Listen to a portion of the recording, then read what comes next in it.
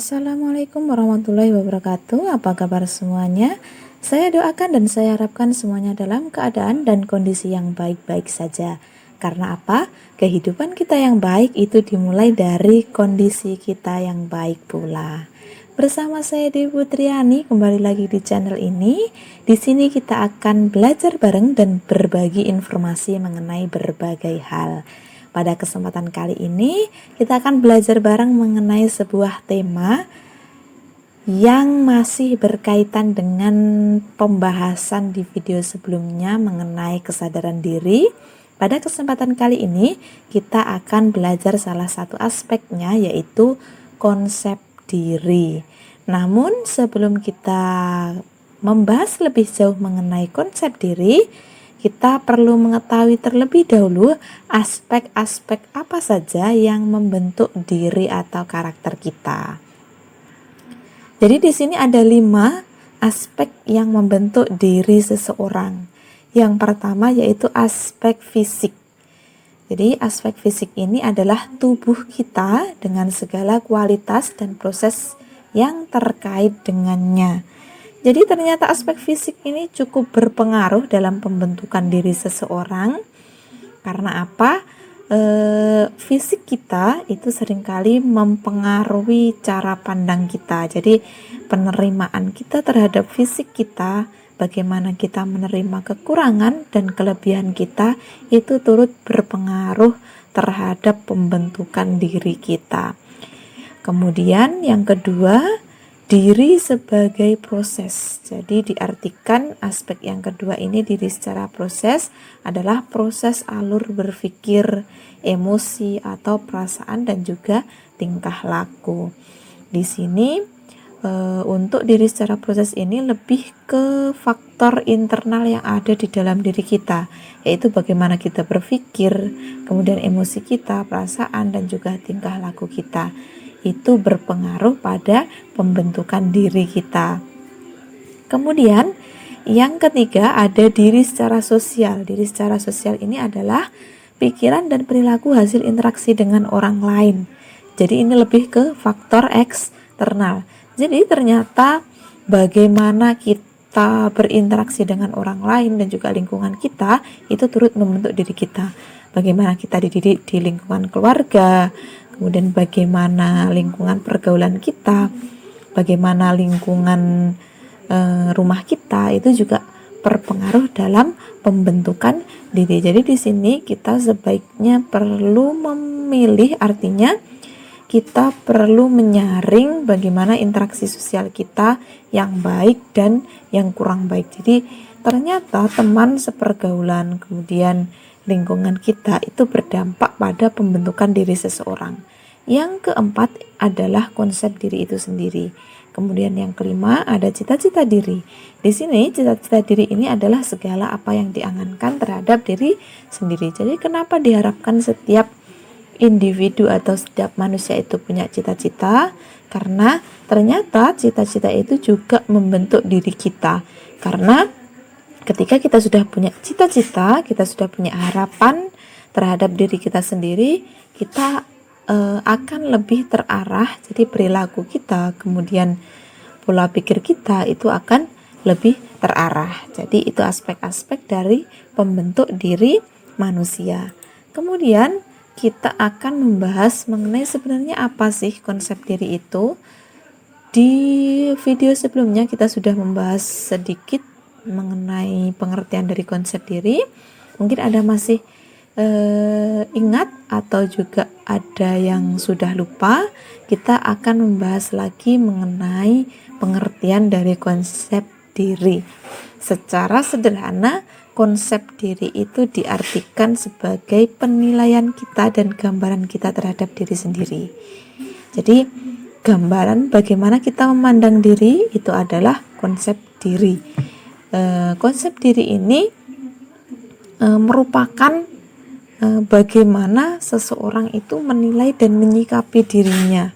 Saya ini seperti ini. Itu adalah hasil dari konsep diri yang berasal dari pikiran, emosi dan juga tingkah laku kita yang kita tarik menjadi sebuah gambaran yang akan menggambarkan diri kita. Itu adalah konsep diri. Kemudian di sini juga kita akan membahas mengenai teori perkembangan mengenai konsep diri.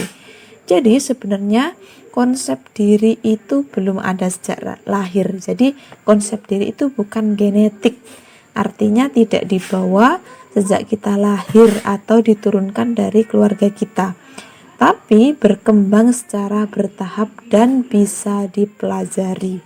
Artinya konsep diri ini bisa kita pelajari dan bisa kita rubah. Karena apa? Ini bukan bawaan, ini bukan genetik.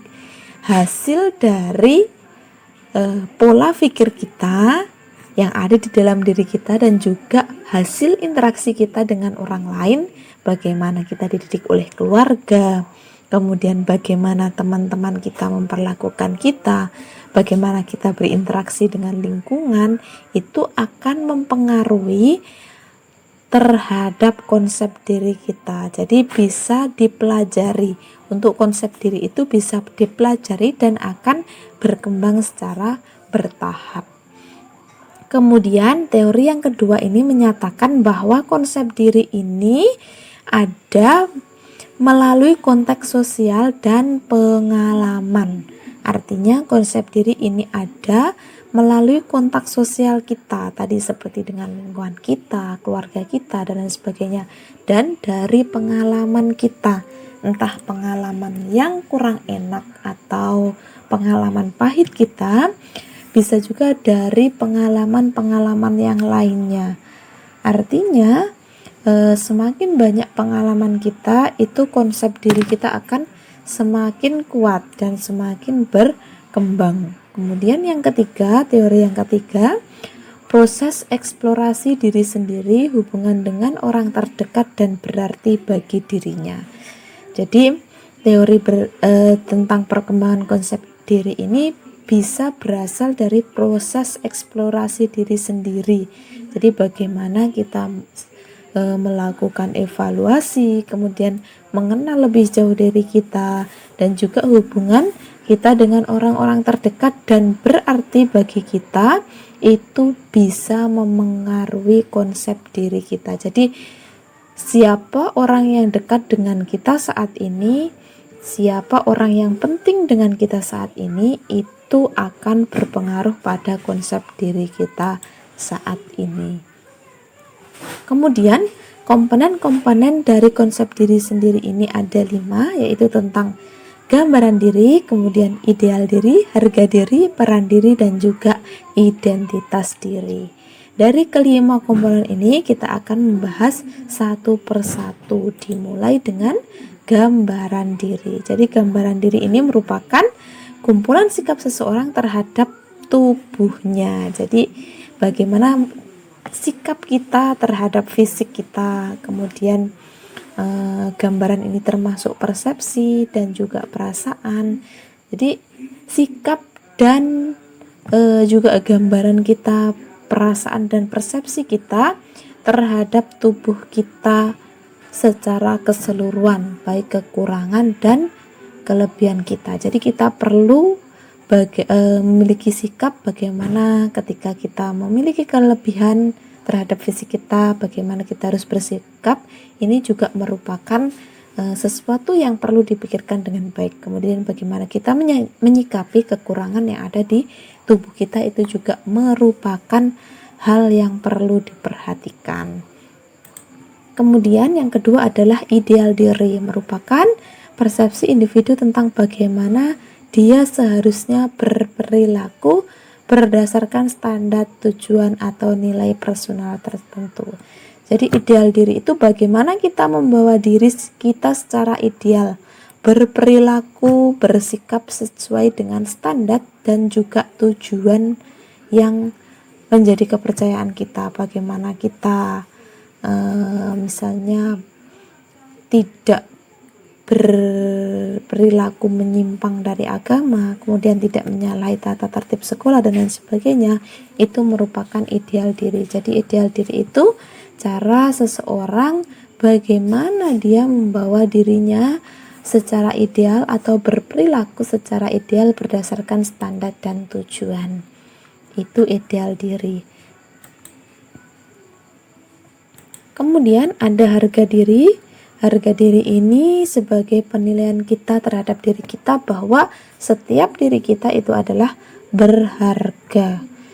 Jadi harga diri itu adalah penilaian kita sendiri terhadap diri kita bahwa diri kita itu adalah berharga.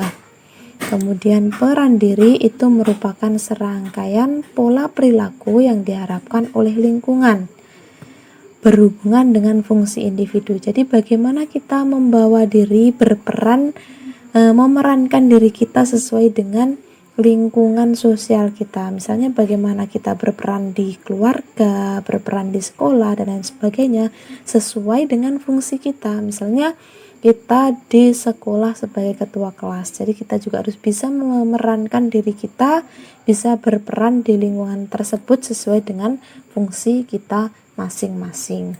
Kemudian yang terakhir adalah ada identitas diri.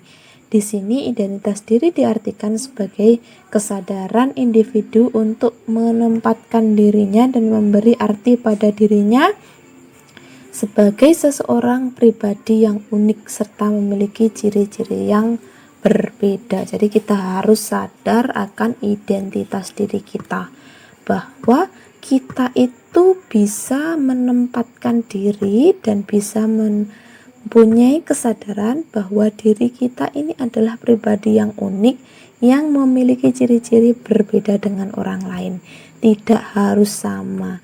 Keberbedaan individu itulah yang membuat mereka unik. Individu itu unik, individu itu berbeda, itulah yang menjadi keistimewaan individu tersebut. Jadi jangan pernah merasa minder ketika kita berbeda dengan orang lain.